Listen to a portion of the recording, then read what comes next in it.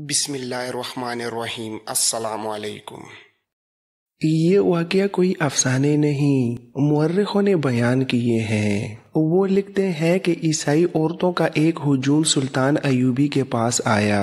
पता चला कि ये उन सलीबी फौजियों की बीवियां, बेटियां या बहनें हैं जो मारे गए हैं या कैद हो गए हैं और उनके पास ज़रफ़िदिया नहीं। सुल्तान अयूबी ने सबको सिर्फ रिहा ही ना किया बल्कि उन्हें कुछ रकम देकर रुखसत भी किया।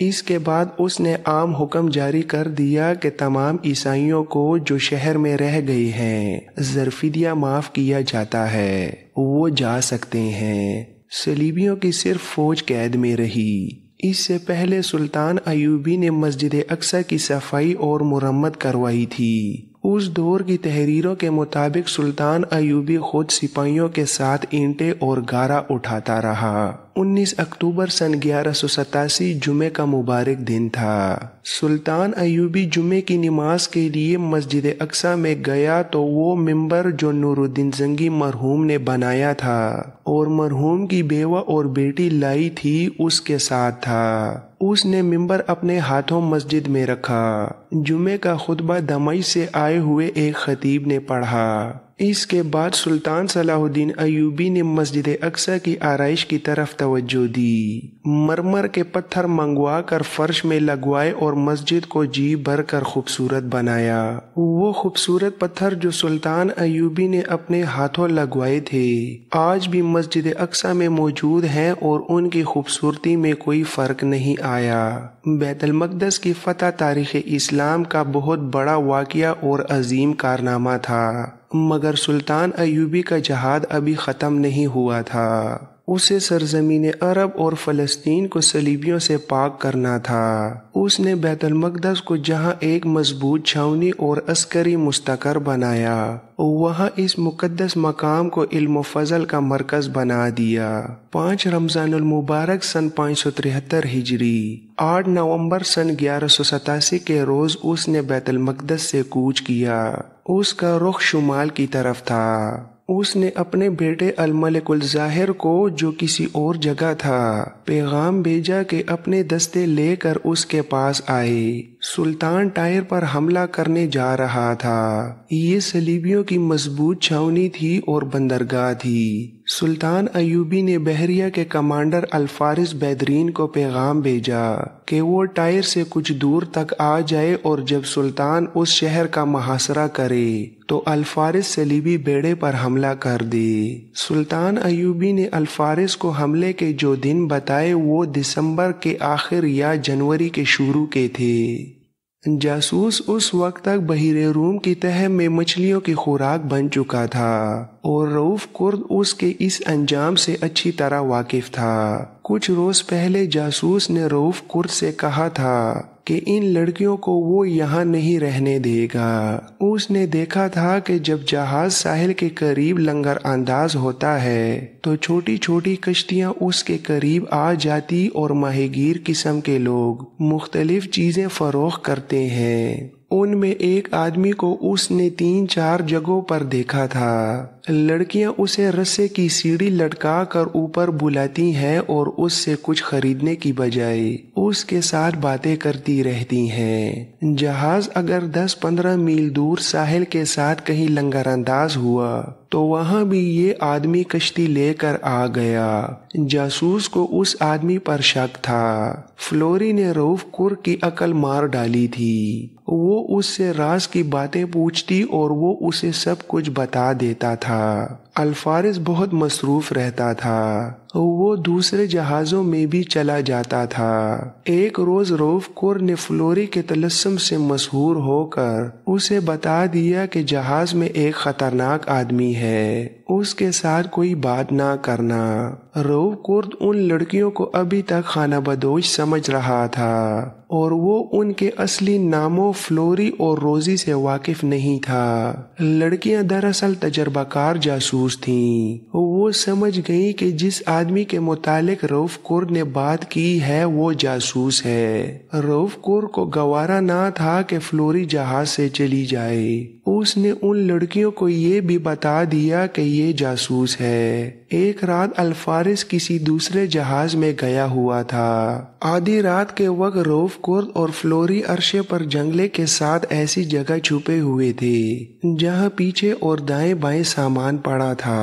हसन बिन अब्दुल्ला का जासूस दानिस्ता या इत्तेफाकिया उधर आ निकला। रऊफ कुर्द घबराने या कोई झूठ बोलने की बजाय उठकर उसे जरा परे ले गया और कहा कि वो इस लड़की को लालच वगैरह देकर पूछ रहा था कि वो दोनों कौन हैं। उसने जासूस से कहा कि मैं चला जाता हूँ, तुम इसके पास बैठ जाओ और अपने तजर्बे और इल्म के मुताबिक इससे बातें करके बईद लो कि ये है कौन। जासूस को फ्लोरी के पास भेजकर उसने रोजी को जगाया और उसे कहा कि शिकार फलां जगह है, तुम भी चली जाओ, मैं इधर उधर देखता रहूंगा कि कोई देख ना ले। रोजी ऊपर आई। रऊफ कुर्द ने उसे गज भर लंबी रस्सी दी और वो उस जगह चली गई जहां जासूस और फ्लोरी बैठे थे। वहां अंधेरा था। रोजी उनके पास बैठ गई। जासूस गपशप के अंदाज से उनकी असलियत का बईद हासिल करने की कोशिश कर रहा था कि रोजी ने रस्सी उसकी गर्दन के गिर्द लपेट दी। लड़कियां तरबियत याफ्ता थीं। फ्लोरी ने फौरन रस्सी का दूसरा सिरा पकड़ लिया, इससे पहले कि जासूस अपने बचाव के लिए हाथ पांव मारता। उसकी गर्दन का फंदा लड़कियों ने रस्सी अपनी अपनी तरफ खींच कर तंग कर दिया। वो जरा देर तड़पा और फिर उसका जिस्म साकित हो गया। रऊफ कुर्द जरा परे खड़ा था। वहां अगर कोई मुलाजिम था तो उसे उसने कोई काम बताकर वहां से हटा दिया था। लड़कियों ने जासूस की लाश समंदर में फेंक दी। रोजी चली गई और फ्लोरी वहीं बैठी रही। रऊफ कुर्द उसके पास चला गया और दोनों एक दूसरे में गुम हो गए। अल्फारिस को मालूम ही ना था कि उसके जहाज में कोई जासूस आया या रऊफ कुर्द ने किसी नए आदमी को जहाज में किसी काम पर लगाया था। उसके कत्ल के 2-4 रोज बाद अल्फारिस को ख्याल आया तो उसने अपने और दूसरे 5 जहाजों में जाकर मल्लाहों और सिपाहियों की कैफियत देखी थी। वो खुशकी की रौनक से दूर फरागत और बेयकीनी कैफियत से तंग आए हुए थे। अगर कभी कभी बहरी मार्का हो जाया करता तो उनकी जहनी हालत ये ना होती। चुनांचा उसने फैसला किया कि एक रात वो तमाम जहाजों को इकट्ठा करके लंगर डाल देगा और जश्न मनाएगा। मल्लाह और सिपाही खाए पिएंगे और सबको अच्छा खाना दिया जाएगा। उसने रऊफ कुर्द और अपने मातहत अफसरों से बात की। उस वक्त दोनों लड़कियां भी मौजूद थीं। उन्होंने कहा कि वो नाचेंगी। अल्फारिस जिंदा दिल इंसान था। वो खुद भी जश्न और राग रंग की जरूरत महसूस कर रहा था। उसने अभी कोई रात मुकर्रर ना की क्योंकि उसे खुशकी से सुल्तान अयूबी के कासिद का इंतजार था। दिसंबर का आखिरी हफ्ता था।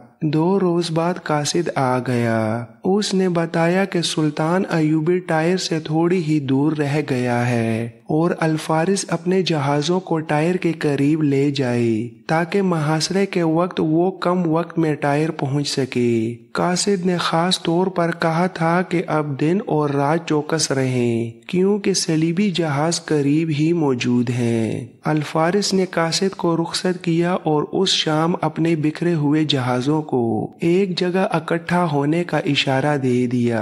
उसने रऊफ कुर्द को बताया कि चंद रोज बाद शायद उन्हें बहरी जंग लड़नी पड़े, इसलिए 2 रात बाद जश्न मना लिया जाए। रऊफ कुर्द ने बता दिया कि फलां रात जहाज इकट्ठे होंगे और रौनक मेला होगा। एंड्रियो की कश्ती आती रहती थी। हसन बिन अब्दुल्ला के जासूस ने उसे कई जगहों पर देखा था। अब जहाज साहिल के करीब आकर रुका तो एंड्रियो आ गया। लड़कियों ने हस्बे मामूल उसे ऊपर बुला लिया और उससे कुछ खरीदा और उसके कान में ये कीमती इतला डाल दी कि फलां रात जहाज इकट्ठे खड़े होंगे और अर्शों पर जश्न होगा। एंड्रियो देख रहा था कि दूर से अल्फारिस के दूसरे जहाज आ रहे थे। वो लड़कियों को ये कहकर चला गया, उस रात इसी तरफ मेरी कश्ती आ जाएगी, सीढ़ी फेंक कर उतर जाना। वो रात आ गई और 6 जहाज बादबान लपेटे पहलू ब पहलू खड़े थे। جہازوں کے کپتان اور دیگر افسر الفارس کے جہاز میں اکٹھے ہو گئے تھے۔ پرتکلف کھانا ہو رہا تھا۔ ملا اور سپاہی اپنے اپنے جہازوں میں ناچ کوچ اور گا رہے تھے۔ الفارس کے جہاز میں دونوں لڑکیاں رقص کر رہی تھیں۔ دف اور ساز موجود تھے۔ جہازوں پر بہت سی مشعلیں جلا دی گئی تھیں۔ رات کو دن بنا دیا گیا تھا۔ یہ رونق جب عروج پر پہنچی تو رات خاصی گزر چکی تھی۔ صلیبیوں کے 10-12 جنگی جہاز بتیاں بجھائے ہوئے الفارس کے جہازوں کی طرف بڑھے آ رہے تھے۔ وہ نئے چاند کی ترتیب میں تھے۔ وہ قریب آ گئے تو بھی کسی کو پتہ نہ چلا۔ ادھر چھوٹی سی ایک کشتی الفارس کے جہاز کے قریب ہو رہی تھی۔ اچانک الفارس کے جہازوں پر جلتے ہوئے گولے گرنے لگے اور تیروں کی ایسی بوچھاڑیں آئیں کہ کئی ملاح اور سپاہی تڑپنے لگے۔ الفارس اور اس کے کپتانوں نے اس اچانک حملے سے نکلنے کی کوشش کی مگر جہازوں کو نکالنا ممکن نہ تھا۔ سپاہیوں نے تیروں سے جواب دیا، منجنیقوں سے آگ پھینکی۔ ایک صلیبی جہاز کو آگ لگی مگر صلیبی اپنا کام کر چکے تھے۔ ان کے جہاز واپس چلے گئے۔ معرکہ جس طرح اچانک شروع ہوا تھا اسی طرح اچانک ختم ہو گیا۔ قاضی بہاؤالدین شداد کی تحریر کے مطابق الفارس کے 5 جہاز جل کر تباہ ہو گئے۔ 2 کپتان اور بہت سے بحری سپاہی شہید ہو گئے۔ قاضی شداد نے اس کی تاریخ 27 شوال سن 583 ہجری 30 دسمبر سن 1187 لکھی ہے۔ چنانچہ جہاز جل رہے تھے اس لیے روشنی بہت تھی۔ کسی نے دیکھا کہ ایک کشتی جا رہی ہے جس میں 2 مرد اور 2 عورتیں تھیں۔ الفارس نے اپنے جہاز سے ایک کشتی اتروائی اور اس کشتی کو پکڑنے کی کوشش کی گئی۔ اس کشتی سے تیر آنے لگے۔ ادھر سے بھی تیر چلے اور کشتی کو گھیر لیا گیا۔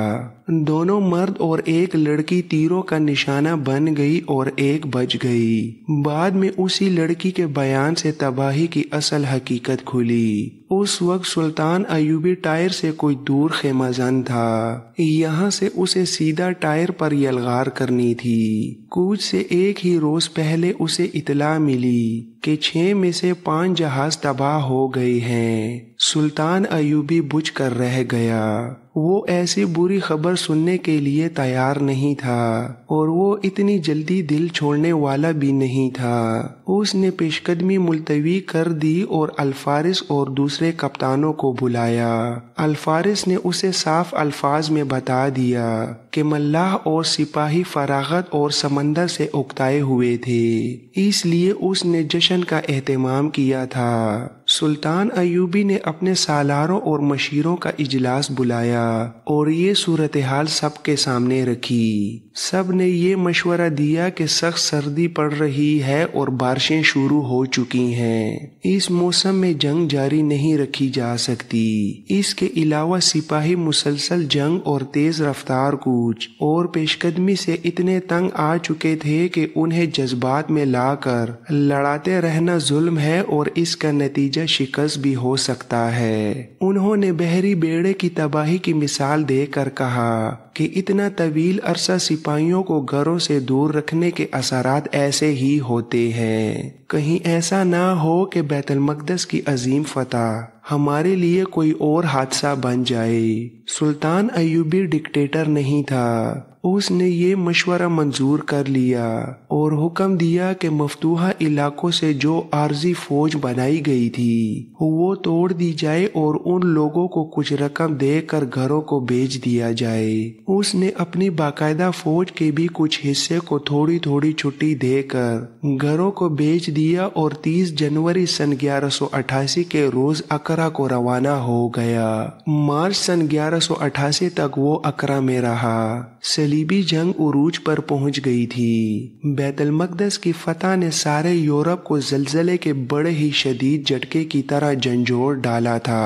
सुल्तान सलाहुद्दीन अयूबी ने अपनी जिंदगी का मिशन पूरा कर दिया था, लेकिन बैतुल मक़दस सलीबियों के कब्जे से छुड़ा लेना ही काफी नहीं था। इस मुकद्दस शहर का दिफा मुस्तहकम करना था, जो सिर्फ शहर की दीवारें मजबूत कर लेने तक महदूद नहीं था। बैतुल मक़दस को सलीबियों से बचाए रखने के लिए जरूरी था कि इर्द गिर्द दूर दूर के इलाके पर कब्जा किया जाए और साहिल को भी अपनी तहवील में रखा जाए। बहुत से अहम मकामात पर सुल्तान सलाहुद्दीन अयूबी ने पहले ही कब्जा कर लिया था, और जो बाकी रह गए थे उन पर सुल्तान अयूबी की फौज हमले करती और काबज होती चली जा रही थी। मफ्तूहा मकामात से ईसाई आबादी भागती चली जा रही थी। जिन मकामात पर ईसाइयों का कब्जा था वहां उन्होंने मुसलमानों का जीना हराम कर रखा था। उनके लिए मुसलमानों का कत्ले आम रोजमर्रा का मामूल और मजहबी फरीजा था। इसके बरअक्स सुल्तान अयूबी जो जगह फतह करता वहां के ईसाई बाशिंदों को अपनी फौज की हिफाजत में निकाल देता था, सिवाय जंगी कैदियों यानी सलीबी फौजियों के। अर्ज़ फ़लस्तीन की अब ये कैफियत थी कि सुल्तान अयूबी हर एक दस्ते को ख्वाह वो उसके हेडक्वार्टर से कितने ही दूर क्यों ना था, राब्ते और अपने अहकाम का पाबंद रखे हुए था। छापामार जेश उकाबों और चीतों की तरह पहाड़ियों, जंगलों और सहराओं में घूमते फिरते रहते थे। जहां उन्हें सलीबी फौज का कोई दस्ता या रसद का काफिला नजर आया वो उस पर टूट पड़ते, शबखून मारते और उन्हें हलाक, जख्मी और तितर बितर करके उनके घोड़े, असलहा और रसद उठा लाते। उन छापामारों ने जो शबखून मारे वो हमारी तारीख की वलवला अंगेज, ईमान अफरोज और माफूकुल फितरत शुजात की दास्तानें हैं। हर एक का बयान शुरू हो जाए तो ये दास्तान बड़ी लंबी मुद्दत तक खत्म ना हो। ये अर्ज़ फ़लस्तीन के पासबान थे जो अकेले अकेले 2-2 और 4-4 की टोलियों में कई कई 100 नफरी के दस्तों और दुश्मन के कैंपों पर शबखून मारते और शब की तारीकी में गुम या अपने खून में डूब जाते थे।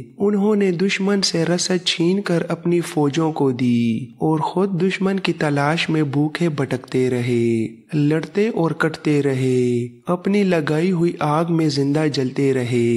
उन्हें कफन नसीब ना हुए, किसी ने उनकी नमाज जिनाजा ना पढ़ी और वो किसी कब्र में दफन ना हुए। वो कहर थे जो दुश्मन पर टूटते रहे। उन्हीं के भरोसे सुल्तान सलाहुद्दीन अयूबी बैतुल मक़दस की फतह के बाद पूरे फलस्तीन में शेर की तरह दंदनाता, दहाड़ता और गरजता रहा। सुल्तान अयूबी की उन गोरीला और कमांडो छापामार पार्टियों के मुतालिक मशहूर और मारूफ यूरोपी मुअर्रिख लेनपोल लिखता है, ये मुसलमान हमारे नाइटो जंगजू सरदारों की तरह वजनी जरा बख्तर नहीं पहनते थे, लेकिन हमारे जरापोश नाइटो को नाको चने चबवा देते थे।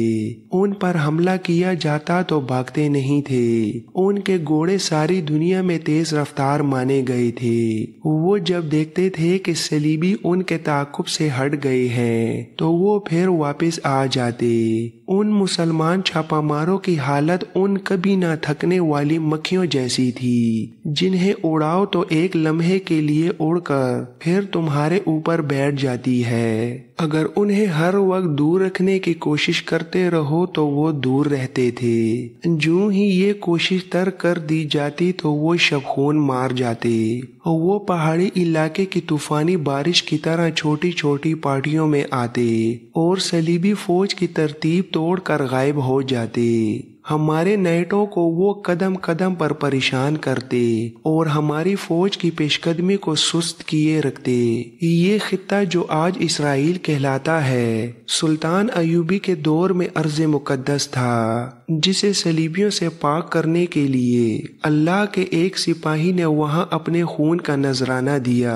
सुल्तान सलाहुद्दीन अयूबी ने बाज बस्तियां तबाह बर्बाद करा दी थीं। बाज औकात यूं लगता था जैसे اس کے دل میں رحم کا ایک ذرہ بھی نہیں رہا، لیکن اس نے رحم دلی کے ایسے مظاہرے کیے کہ صلیبی مورخوں نے بھی اسے خراج تحسین پیش کیا ہے۔ اس سے رحم کی بھیک مانگنے کے لیے صلیبیوں کی ایک ملکہ بھی آئی اور ایک غریب صلیبی عورت بھی۔ صلیبی ملکہ کا نام سبیلہ تھا۔ وہ مشہور حکمران ریمانڈ کی بیوی تھی۔ جنگ حطین کے وقت وہ تبریہ کے قلعے کی ملکہ تھی۔ آپ پچھلی ویڈیوز میں سن چکے ہیں کہ ریمانڈ جنگ حطین کے میدان سے بھاگ گیا تھا۔ اس کی بیوی نے تبریہ کا قلعہ سلطان ایوبی کے حوالے کر دیا تھا اور سلطان ایوبی نے اسے قید نہیں کیا تھا۔ اسی جنگ میں سلطان ایوبی نے بیت المقدس کے حکمران گائے آف لوزینان کو جنگی قیدی بنا لیا تھا۔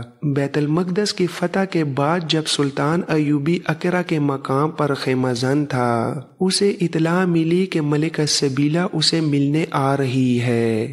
سلطان ایوبی نے اسے آنے سے نہ روکا بلکہ آگے بڑھ کر اس کا استقبال کیا۔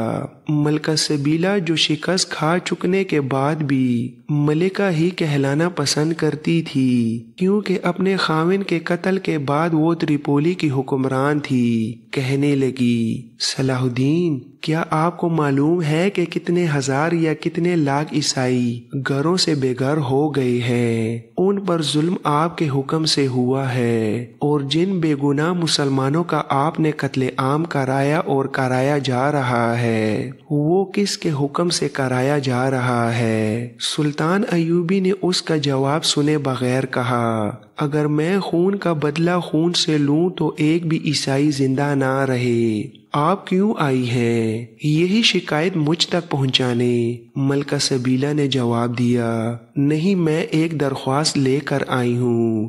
گائی آف لوزینان آپ کے پاس جنگی قیدی ہے، میں اسے رہا کرانے آئی ہوں۔ سلطان ایوبی نے کہا، میں آپ سے یہ نہیں پوچھوں گا کہ آپ اسے کیوں رہا کرانا چاہتی ہیں، پر میں یہ ضرور پوچھوں گا کہ کس شرط پر میں اسے رہا کروں۔ ملکہ سبیلہ نے پوچھا، اگر آپ کا بیٹا یا بھائی قید ہو جائے تو کیا آپ اسے رہا کرانے کی کوشش نہیں کریں گے؟